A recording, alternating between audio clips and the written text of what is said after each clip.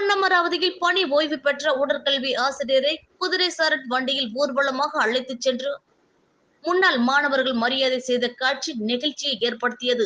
புதுக்கோட்டை மாவட்டம் பொன்னமராவதி அருகே வலசப்பட்டி அரசு உயர்நிலைப் பள்ளியின் உடற்கல்வி ஆசிரியராக பணியாற்றிய இன்பராஜ் பொன்னுத்துரை கடந்த 38 ஆண்டுகளாக ஆசிரியராக பணியாற்றி ஓய்வு பெற்றார். இந்நிலையில் இவரிடம் படித்த முன்னாள் மாணவர்கள் பொன்னமராவதியில் உள்ள அவரது இல்லத்தில் இருந்து குதிரை சாரட் வண்டியில் வைத்து மேளதாளங்கள் முழங்க நாட்டுக்கல் வீதி, பேருந்து நிலையம், அண்ணா சாலை, பூக்குடி வீதி என முக்கிய சாலை வழியாக ஊர்வலமாக அழைத்துச் சென்றனர். பின்னர் அரசு மருத்துவமனையின் முன்பு உள்ள யாதவ மண்டபத்தில் பணி ஓய்வு பாராட்டு விழா நடைபெற்றது. இதில் முன்னாள் மாணவர்கள் மற்றும் தலைமை ஆசிரியர், ஆசிரியர்கள், ஊராட்சி தலைவர்கள், முன்னாள் தலைவர்கள் உட்பட பலர் வாழ்த்தி பேசினார்கள்.